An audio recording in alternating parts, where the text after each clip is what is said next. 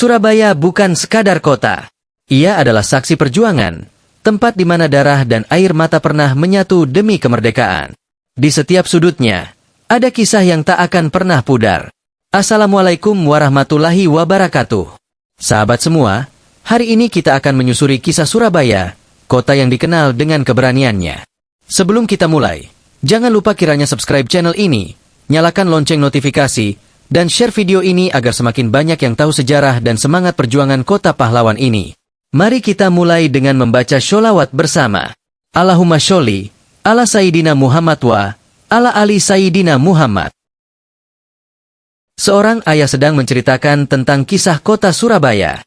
Pada zaman dahulu, Surabaya adalah kota yang selalu berdenyut dengan semangat. Ia tak pernah benar-benar tidur, selalu terjaga dalam hiruk-pikuk kehidupan yang terus berjalan. Setiap pagi, jalanan kota ini dipenuhi dengan berbagai aktivitas. Dari ganggang sempit hingga jalan raya besar, semuanya seakan berlomba dengan waktu.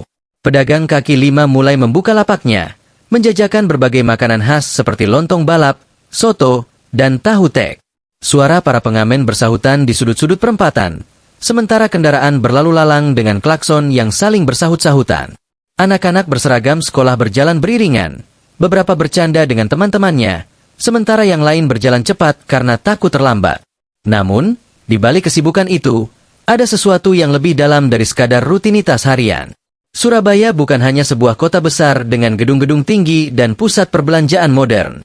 Ia adalah saksi bisu dari sejarah panjang bangsa ini. Setiap jengkal tanahnya pernah dilumuri darah para pejuang yang berkorban demi kemerdekaan. Di setiap sudutnya, ada kisah yang tak boleh dilupakan. Kisah yang seharusnya terus diceritakan kepada generasi selanjutnya agar mereka tahu bahwa kebebasan yang mereka nikmati hari ini bukanlah sesuatu yang didapat dengan mudah. November 1945. Langit Surabaya kelabu. Awan hitam menggantung rendah di atas kota, seakan ikut merasakan ketegangan yang memenuhi udara. Jalanan yang biasanya ramai dengan pedagang dan pejalan kaki kini berubah menjadi medan pertempuran. Rumah-rumah penduduk berlubang akibat tembakan meriam, dan reruntuhan bangunan berserakan di sepanjang jalan. Bau mesiu dan asap membumbung tinggi, bercampur dengan aroma darah yang mengering di trotoar.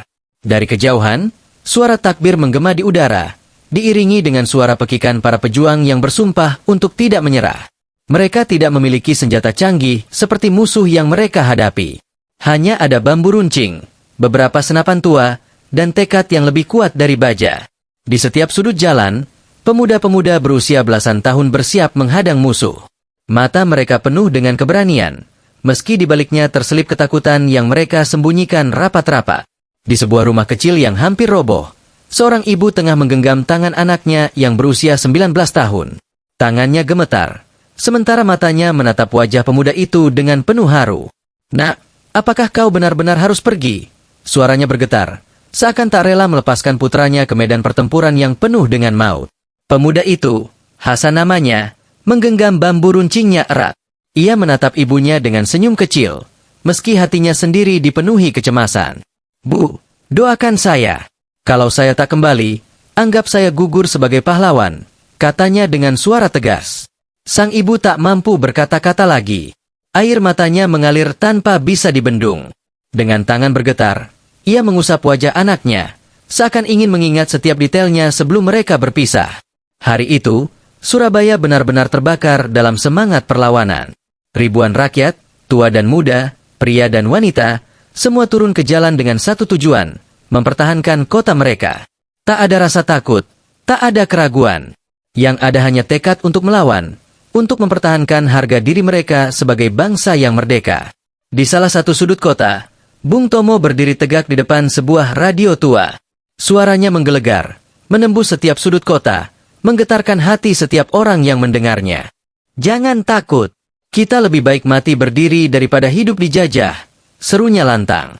Suaranya bagaikan api yang menyulut semangat rakyat. Para pemuda yang sebelumnya ragu kini menggenggam senjata mereka lebih erat. Para ibu yang sebelumnya menangis kini menghapus air mata mereka, menyadari bahwa ini bukan saatnya untuk bersedih, melainkan saatnya untuk berjuang. Di jalan-jalan, para pejuang membangun barikade dari puing-puing bangunan yang hancur. Mereka tahu bahwa musuh mereka jauh lebih kuat, lebih terlatih, lebih bersenjata. Namun, Mereka juga tahu bahwa mereka memiliki sesuatu yang lebih besar dari sekadar senjata, keberanian, kebanggaan, dan cinta pada tanah air mereka. Di tengah hiruk-pikuk pertempuran, seorang lelaki tua berlari melintasi jalanan yang penuh dengan reruntuhan. Napasnya tersengal, keringat membanjiri wajahnya yang penuh dengan kerut tanda usia. Namun, langkahnya tetap tegap. Di tangannya, ia menggenggam bendera merah putih yang sudah compang-camping, terkena percikan darah dan debu pertempuran. Seorang pemuda yang berdiri di dekatnya menatapnya dengan heran. "Pak, kenapa Anda masih membawa bendera itu? Bukankah lebih baik Anda mencari perlindungan?" tanyanya. Lelaki tua itu tersenyum, meski wajahnya dipenuhi kelelahan. "Nak, selama bendera ini masih berkibar, kita masih punya harapan. Mereka bisa mengambil segalanya dari kita, tapi mereka tak akan pernah bisa mengambil semangat kita," jawabnya dengan suara bergetar. Pemuda itu terdiam. Lalu tanpa berkata-kata, ia mengangkat senjatanya dan kembali ke barisan pejuang. Kata-kata lelaki tua itu menggema di kepalanya, menjadi api yang semakin membakar semangatnya untuk bertahan. Hari itu, Surabaya benar-benar menjadi lautan api. Dentuman meriam mengguncang tanah, suara peluru yang melesat bersahutan dengan teriakan para pejuang.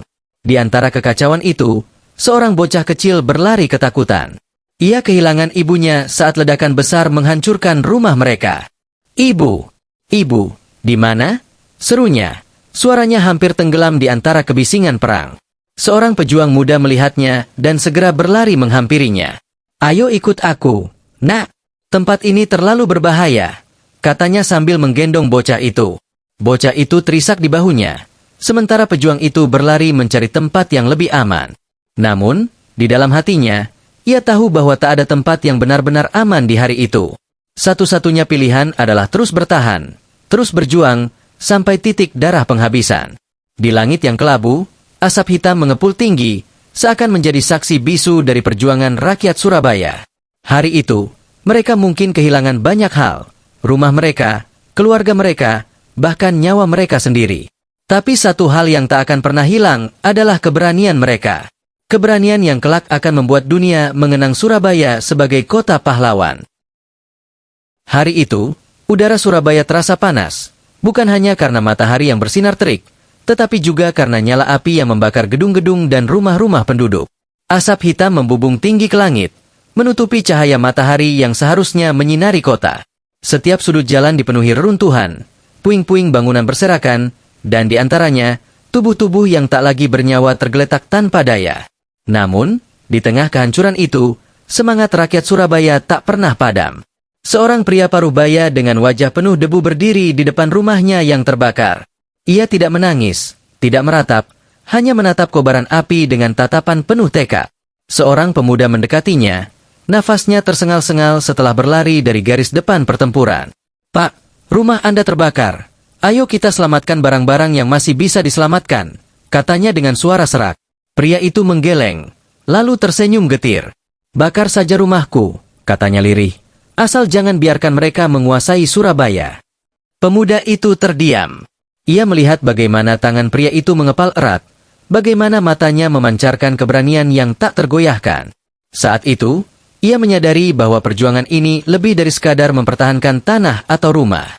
Ini adalah pertarungan untuk kehormatan, untuk kemerdekaan, untuk memastikan bahwa generasi mendatang tak perlu lagi merasakan penderitaan yang mereka alami saat ini. Di tengah hiruk-pikuk pertempuran, seorang anak kecil berlari tanpa arah. Bajunya kotor, kakinya penuh luka akibat menginjak pecahan kaca dan puing-puing bangunan. Ia menangis, tapi tangisannya tenggelam dalam suara dentuman bom dan letusan senapan. "Ibu! Ibu! Di mana?" Suaranya nyaris tak terdengar di antara kekacauan yang terjadi di sekelilingnya. Seorang wanita berlari mencarinya, wajahnya panik dan matanya membelalak penuh ketakutan. "Anakku! Di mana kamu?" Tangisnya pecah. Tubuhnya gemetar karena cemas. Ia tak peduli dengan peluru yang berterbangan di sekelilingnya, tak peduli dengan ledakan yang terus mengguncang tanah. Satu-satunya yang ia pikirkan hanyalah menemukan anaknya, menyelamatkan buah hatinya dari neraka yang sedang berlangsung di kota ini. Seorang pejuang yang melihatnya segera berlari mendekat. "Bu, tempat ini terlalu berbahaya. Ayo kita cari perlindungan," katanya sambil menarik tangan wanita itu. Wanita itu menggeleng keras. "Saya harus menemukan anak saya." Suaranya penuh kepanikan. Di kejauhan, seorang tentara Belanda melihat mereka dan mengangkat senapannya, bersiap menembak. Sang pejuang melihat itu. Dengan cepat ia mendorong wanita itu ke tanah dan menembakkan pelurunya lebih dulu. Sang tentara Belanda jatuh. Darah mengalir dari tubuhnya. Wanita itu menangis, bukan karena takut, tetapi karena ia menyadari bahwa di tengah kehancuran ini, masih ada orang-orang yang rela berkorban demi menyelamatkan orang lain. Darah mengalir di jalanan, bercampur dengan tanah dan debu yang berterbangan di udara. Tubuh-tubuh tak bernyawa tergeletak di mana-mana. Beberapa masih menggenggam senjata, seolah enggan melepaskannya meski nyawa telah meninggalkan raga mereka. Namun, di balik semua itu, tak ada rasa takut. Yang ada hanyalah tekad. Surabaya tak boleh jatuh. Di salah satu sudut kota, seorang remaja berusia 17 tahun bersembunyi di balik reruntuhan bangunan. Napasnya tersengal. Tangannya gemetar menggenggam bambu runcing yang sudah berlumuran darah. Di sebelahnya, seorang pria lebih tua, mungkin berusia 30-an, menepuk bahunya pelan. "Kau takut?" tanya pria itu. Remaja itu menelan ludah, lalu mengangguk pelan. "Aku belum pernah membunuh siapapun," bisiknya. Pria itu tersenyum samar, meski wajahnya penuh luka dan tubuhnya dipenuhi keringat. "Aku juga tidak pernah berpikir akan membunuh orang. Tapi ini bukan tentang ingin atau tidak ingin. Ini tentang bertahan hidup. Tentang memastikan bahwa mereka tidak bisa lagi menginjak-injak kita." Remaja itu menatapnya, lalu menghela napas dalam. Ia menutup matanya sejenak, mencoba menenangkan detak jantungnya yang berdegup kencang. Saat ia membuka matanya lagi, yang tersisa hanyalah tekad. Seorang lelaki tua berbisik kepada pemuda yang berdiri di sebelahnya. "Nak, kalau aku gugur, lanjutkan perjuanganku. Jangan biarkan mereka merampas harga diri kita." Pemuda itu menatap lelaki tua itu dengan mata yang mulai berkaca-kaca. Ia tidak mengenalnya secara pribadi, tetapi kata-kata lelaki itu seakan menembus hatinya. "Saya janji, Pak. Saya tidak akan mundur." Lelaki tua itu tersenyum, lalu mengangguk pelan. Di tangannya, ia masih menggenggam bendera merah putih yang sudah penuh dengan noda darah. Ia tahu bahwa tubuhnya lemah, bahwa ia mungkin tak akan bertahan lama dalam pertempuran ini. Namun, ia juga tahu bahwa selama masih ada pemuda-pemuda yang siap berjuang, Surabaya tak akan pernah jatuh. Tiba-tiba, terdengar ledakan keras di dekat mereka. Tanah bergetar, debu berterbangan, dan tubuh lelaki tua itu tersentak ke belakang. Pemuda itu menjerit, mencoba menangkap tubuhnya yang terjatuh ke tanah. "Pak, bertahanlah." Lelaki tua itu tersenyum lemah. "Jangan tangisi aku, Nak. Tangisi mereka yang menyerah," katanya sebelum matanya tertutup selamanya. Pemuda itu menatap tubuh lelaki tua itu dengan rahang mengeras. Lalu, tanpa ragu, ia mengambil bendera merah putih dari genggaman lelaki itu, mengibarkannya tinggi-tinggi, dan berteriak sekeras yang ia bisa. "Hidup Indonesia!" Hari itu, Surabaya menang, meski harus membayar dengan nyawa ribuan pejuang. Kota ini mungkin hancur, rumah-rumah mungkin runtuh, dan darah telah mengalir membasahi jalanan. Namun, satu hal yang tak bisa dihancurkan adalah semangat rakyatnya. Di langit yang kelabu, bendera merah putih tetap berkibar, menjadi saksi bisu bahwa meski musuh datang dengan kekuatan besar, mereka tak akan pernah bisa menundukkan Surabaya. Di tengah runtuhan kota, para pejuang yang masih hidup saling membantu satu sama lain, menyeka air mata, mengangkat tubuh sahabat mereka yang telah gugur. Mereka tahu bahwa pertempuran ini belum berakhir. Tapi mereka juga tahu bahwa selama semangat ini masih menyala, selama mereka masih berdiri, Surabaya tak akan pernah menyerah. Malam itu, Surabaya masih bergetar. Langit gelap tanpa bintang, tertutup asap hitam yang terus mengepul dari bangunan-bangunan yang terbakar. Suara tembakan masih terdengar sesekali, meskipun pertempuran besar sudah mulai mereda. Di sudut kota, beberapa pejuang berkumpul di sebuah rumah yang hampir runtuh, saling menatap dengan wajah kelelahan. Mereka duduk bersandar pada dinding yang penuh lubang peluru, tangan mereka masih menggenggam senjata yang terasa semakin berat. Seorang pemuda dengan wajah penuh luka menatap sahabatnya yang terbaring di tanah, dadanya naik turun pelan. Darah masih mengalir dari luka di perutnya, membasahi tanah di bawahnya. "Kau akan baik-baik saja," bisik pemuda itu, mencoba meyakinkan dirinya sendiri. Sahabatnya tersenyum lemah, matanya mulai redup. "Aku tidak takut mati," katanya dengan suara lirih. "Yang kutakutkan adalah, bagaimana kalau kita kalah?" Pemuda itu menggenggam tangannya erat, matanya berkilat dengan kemarahan dan tekad. Kita tidak akan kalah. Selama ada satu orang di antara kita yang masih berdiri, Surabaya tetap hidup. Sahabatnya mengangguk pelan. Kalau begitu, kalau aku pergi lebih dulu, berjanjilah padaku, jangan biarkan Surabaya jatuh. Pemuda itu menahan napas, merasakan sesuatu yang berat menghimpit dadanya. Aku janji. Dan saat itu juga, genggaman tangan sahabatnya melemah, matanya terpejam selamanya. Di sudut lain kota, seorang ibu menggendong anaknya yang tertidur dalam pelukannya. Bukan tidur yang biasa, melainkan tidur yang tak akan pernah terbangun lagi. Wajahnya damai, meski tubuh kecilnya tak lagi bernyawa. Sang ibu tak menangis, hanya duduk diam, menatap jalanan yang dipenuhi puing-puing dan mayat-mayat yang berserakan. Seorang perempuan lain mendekatinya, meletakkan tangan di bahunya dengan hati-hati. Bu, ayo kita pergi dari sini. Ini bukan tempat yang aman. Sang ibu menggeleng pelan. Aku tidak bisa, bisiknya. Dia baru saja tertidur. Aku harus menunggunya bangun. Perempuan itu menatapnya dengan mata berkaca-kaca. Ia tahu bahwa ibu itu tak sedang menunggu anaknya bangun. Ia hanya belum siap menerima kenyataan bahwa anaknya sudah tiada. Di kejauhan, suara Bung Tomo masih terdengar dari radio tua yang tergeletak di tanah. Suaranya penuh amarah dan semangat. Lebih baik kita hancur daripada kita dijajah kembali. Jangan pernah mundur. Jangan pernah menyerah. Kata-kata itu menggema di hati semua orang yang mendengarnya, termasuk sang ibu. Ia menatap wajah anaknya untuk terakhir kalinya. Lalu dengan tangan gemetar, ia mencium keningnya. Selamat tidur, nak. Ibu akan terus berjuang untukmu. Ia berdiri, menghapus air matanya, dan menatap langit yang gelap. Hatinya hancur. Tetapi tekadnya lebih kuat dari sebelumnya. Di tepi sungai Kalimas, seorang lelaki tua duduk sendirian, menatap air yang mengalir pelan. Dahulu, sungai ini dipenuhi perahu-perahu kecil, tempat anak-anak bermain, tempat pedagang berjualan. Kini, airnya keruh, bercampur dengan debu dan abu dari kota yang terbakar. Seorang bocah laki-laki yang baru saja kehilangan ayahnya berjalan mendekatinya. Pak, apakah kita akan kalah? Tanyanya dengan suara kecil. Lelaki tua itu tersenyum samar, menatap bocah itu dengan mata yang penuh kebijaksanaan.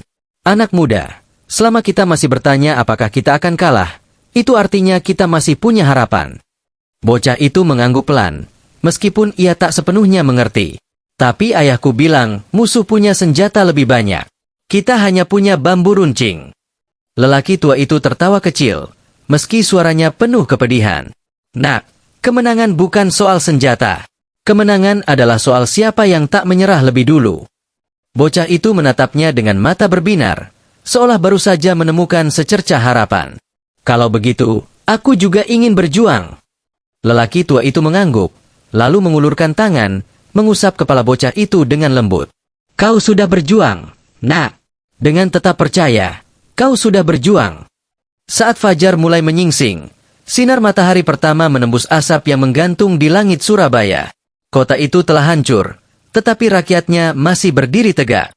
Mereka yang masih hidup berkumpul di tengah runtuhan, menatap ke arah bendera merah putih yang masih berkibar di atas sebuah gedung yang setengah runtuh.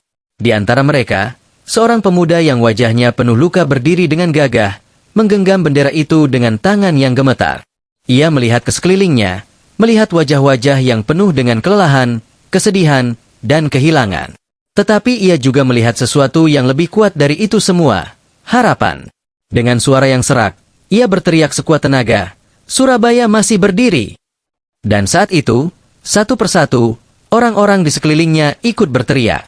Kita masih hidup. Kita tidak akan pernah menyerah. Surabaya adalah kita. Langit yang sebelumnya kelabu mulai berubah menjadi biru.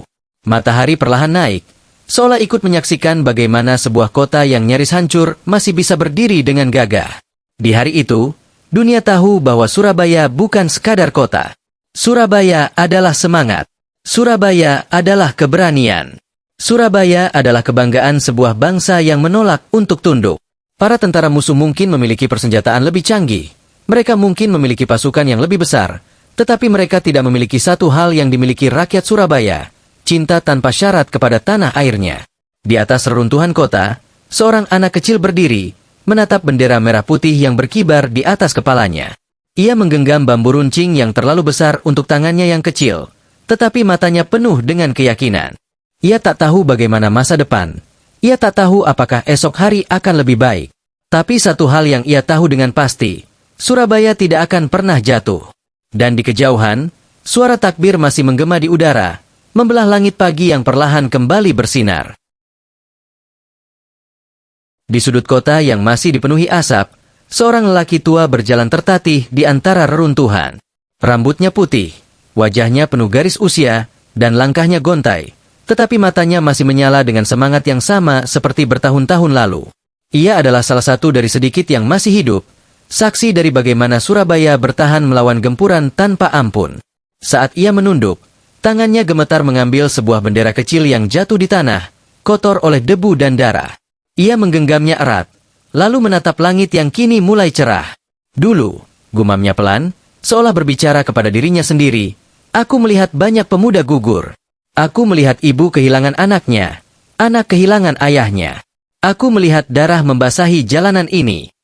Ia menghela napas panjang, suaranya bergetar. Tapi aku juga melihat sesuatu yang lebih besar dari itu semua, keberanian.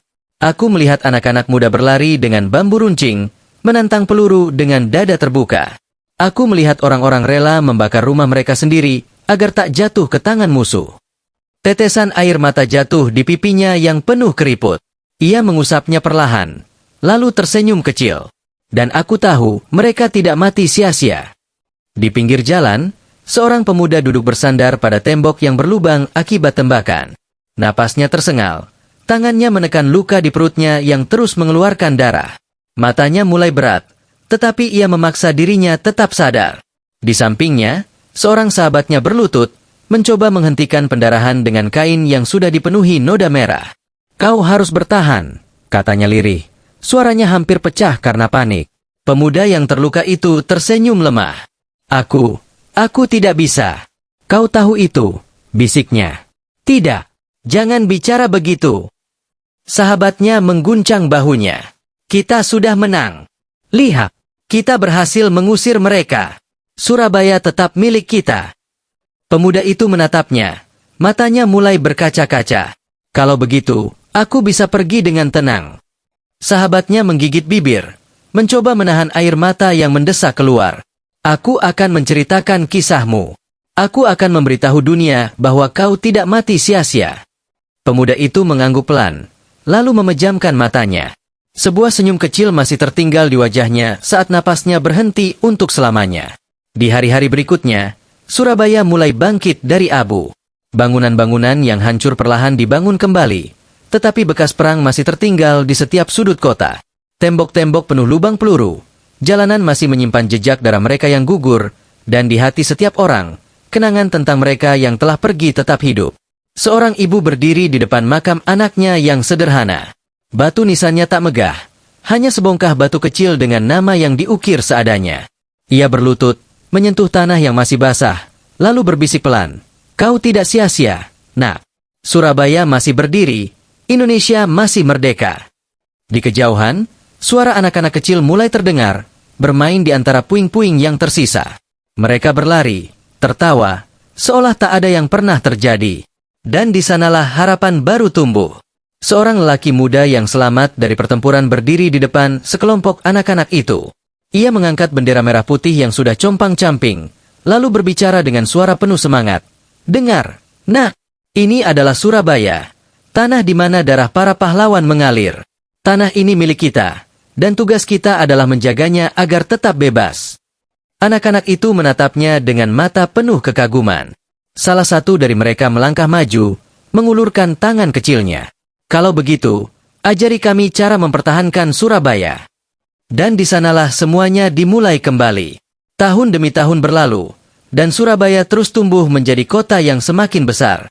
Jalan-jalan yang dulu penuh dengan reruntuhan kini dipenuhi dengan kendaraan yang melaju cepat. Gedung-gedung tinggi berdiri di tempat yang dulu hanya ada abu dan puing-puing. Tetapi sejarah tidak pernah dilupakan. Setiap 10 November, ribuan orang berkumpul untuk mengenang pertempuran yang mengubah segalanya. Para veteran perang duduk di barisan depan. Sebagian besar sudah renta, beberapa bahkan harus datang dengan kursi roda. Mereka menatap generasi baru dengan bangga, melihat bahwa perjuangan mereka tidak sia-sia. Seorang lelaki tua yang dulu berjuang di garis depan menggenggam tongkatnya erat. Matanya menatap ke depan dengan tatapan penuh kenangan. Seorang wartawan mendekatinya dan bertanya, "Pak, apakah Anda menyesal pernah berjuang?" Lelaki tua itu tersenyum, lalu menggeleng pelan. "Tidak, aku tidak pernah menyesal. Karena jika aku dan teman-temanku tidak berdiri melawan mereka saat itu, mungkin hari ini kau tak bisa bertanya padaku dalam bahasa yang sama." Dan dengan bangga, ia menatap bendera merah putih yang berkibar di atas kota yang dulu ia pertahankan dengan nyawanya. Surabaya bukan sekadar kota. Surabaya adalah sejarah, adalah bukti bahwa keberanian bisa mengalahkan ketakutan, bahwa persatuan lebih kuat daripada peluru, bahwa kemerdekaan adalah harga yang pantas untuk diperjuangkan.